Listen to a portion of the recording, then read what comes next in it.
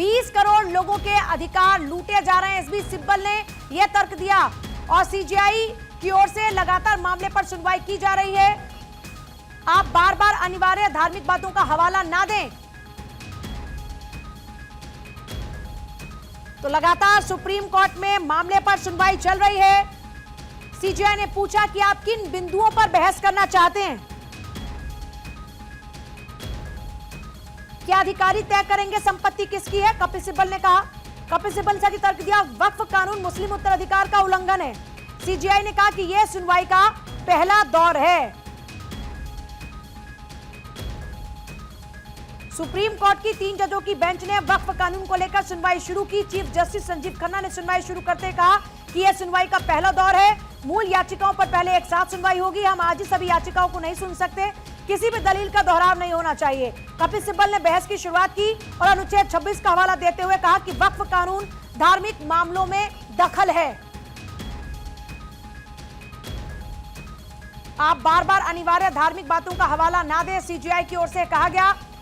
संसद ने हिंदू उत्तराधिकार का कानून भी बनाया। संसद ने मुसलमानों के लिए भी कानून बनाया। अनुच्छेद 26 धर्मनिरपेक्ष है, यह सभी पर लागू। जिस अनुच्छेद 26 का हवाला दिया था कपिल सिब्बल ने, उस पर सीजेआई ने कहा आप बार बार अनिवार्य धार्मिक बातों का हवाला ना दें। कानून को चुनौती देने वाली याचिकाओं पर सुनवाई लगातार जारी है। सुप्रीम कोर्ट की 3 जजों की बेंच में याचिकाओं पर सुनवाई लगातार जारी। क्या ऐसा इमारतों को वक्फ घोषित कर सकते हैं? सीजेआई ने कहा। तो देखिए लगातार आपको अपडेट दे रहे हैं। सुप्रीम कोर्ट में सुनवाई और सुप्रीम कोर्ट में इस बीच सीजेआई ने क्या कहा वो भी आपको बता रहे हैं और कपिल सिब्बल के क्या तर्क हैं वो भी साथ साथ आपको दिखा रहे हैं। सीजेआई ने कहा कि हमें 2 पहलुओं का जवाब चाहिए। क्या हमें इस पर विचार करना चाहिए या इसे हाईकोर्ट भेजना चाहिए? इस बात का जिक्र भी सीजेआई की ओर से किया गया। हिंदू और सिख ट्रस्ट में उन्हीं के लोग, सिब्बल कह रहे हैं हर चीज को धार्मिक तौर पर नहीं देखा जाना चाहिए। सीजेआई ने यह बात कही। संपत्ति का चरित्र धार्मिक है या नहीं, इसको यह बात सीजेआई की ओर से कही गई। हर चीज को धार्मिक तौर पर लेना ठीक नहीं। विशेष सदस्यों के नाम पर गैर मुस्लिमों को जगह, सिब्बल की ओर से कहा गया। हर चीज को धार्मिक तौर पर सामने लाना ठीक नहीं, यह सीजेआई की ओर से कहा गया। हिंदू और सिख ट्रस्ट में उन्हीं के लोग हैं। दरअसल ये पॉइंट लगातार रखा जा रहा था कि जो वक्फ संशोधन बिल है उसके अंदर जो 22 में 2 गैर मुस्लिम सदस्य हैं उनका जिक्र किया। सीजेआई ने बोला कि 22 में 2 सदस्य गैर मुस्लिम होंगे।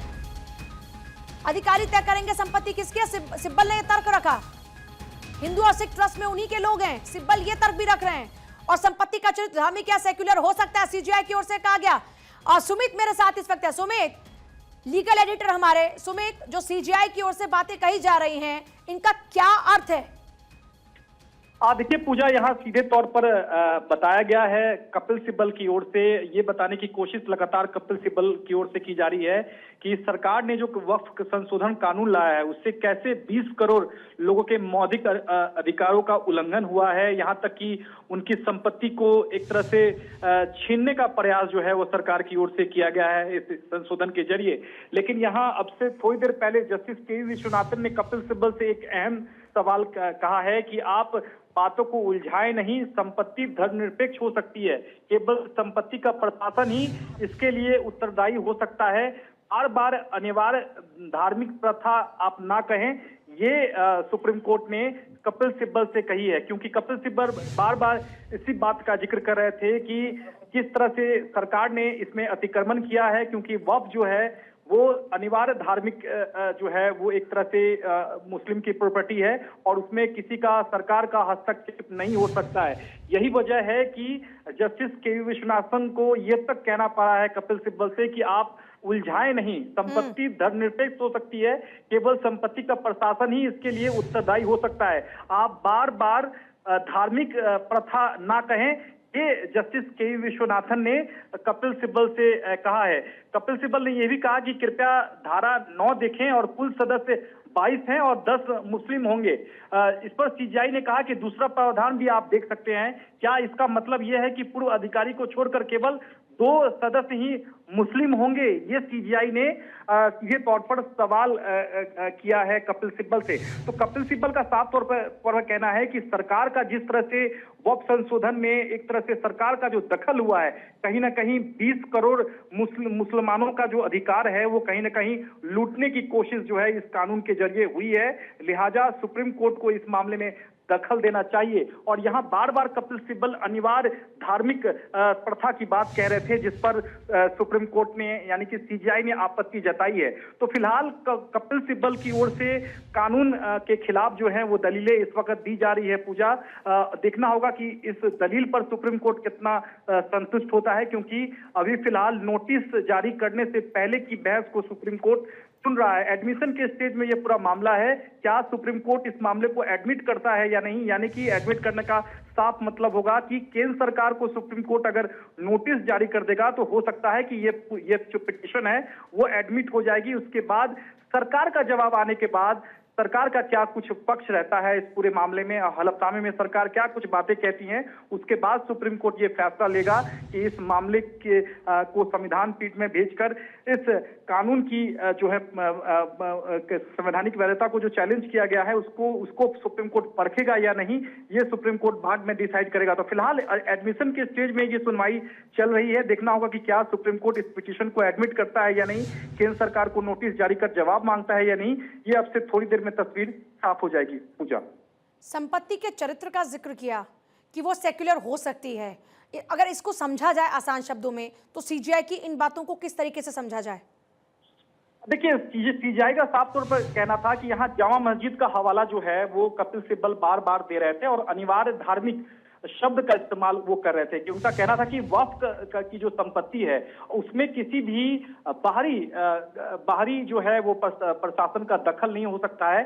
सीधे तौर पर कपिल का जो इशारा था वो सरकार के दखल पर था, यानी कि सरकार ने जो कानून में संशोधन जो लाया है उसमें सीधे तौर पर सरकार का दखल होगा, ये कपिल सिब्बल का बार बार ये कहना था। यही वजह थी कि कपिल सिब्बल ने जामा मस्जिद का उदाहरण दिया। इस पर सीजीआई ने कहा कि जामा मस्जिद समेत सभी प्राचीन स्मारक संरक्षित हैं, ये आप बार बार हमें इस बात को ना समझाएं, इस बात में हमें ना उलझाएं। तो कहीं ना कहीं ये कपिल सिब्बल की दलील ये जरूर है कि सरकार का इस पूरे मामले में जो वक्फ की जो संपत्ति है उसमें सरकार का इंटरफेरेंस नहीं हो सकता है, ये कपिल सिब्बल का कहना था। और ये जो कानून में जो संशोधन हुआ है यह पूरी तरह से असंवैधानिक है, लिहाजा सुप्रीम कोर्ट को इस मामले में दखल देते हुए कानून पर रोक लगानी चाहिए, ये कपिल सिब्बल की दलील है। पूजा, ठीक है सुमित, आपके पास वापस लौट रहे हैं। 22 में से 2 ही गैर मुस्लिम सदस्य होंगे। सीजीआई की ओर से कहा गया 20 करोड़ लोगों के अधिकार लूटे जा रहे हैं। सिब्बल की ओर से ये तर्क दिया जाता है अधिकारी तय करेंगे संपत्ति किसके। सिब्बल ये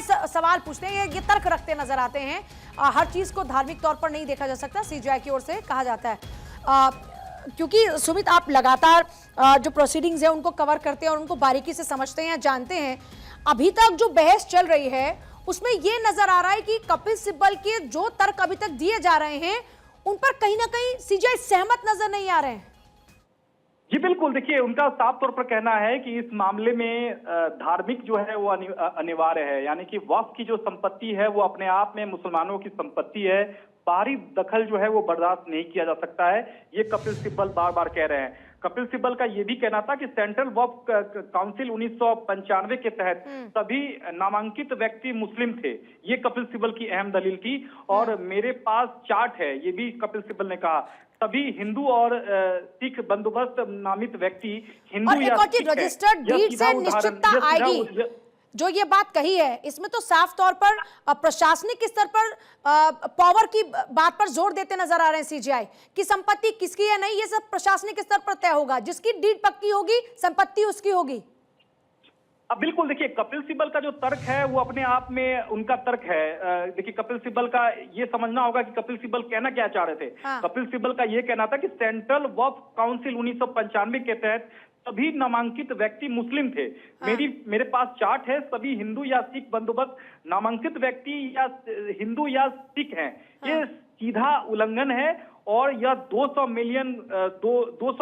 मिलियन को संसदीय तरीके से हड़पना है, यानी कि 20 करोड़ लोगों के अधिकारों का सीधे तौर पर संसदीय तरीके से ये अधिकार का एक तरह से हड़पा जाने की जो कोशिश है वो सरकार की ओर से की गई है। सीजेआई ने कहा कि क्या ऐसा कोई कानून नहीं है जो कहता हो कि अनुसूचित जनजाति की संपत्ति को मंजूरी के बिना हस्तांतरित नहीं किया जा सकता है। सीजेआई ने यह भी कहा कि जामा मस्जिद समेत सभी प्राचीन स्मारक संरक्षित रहेंगे।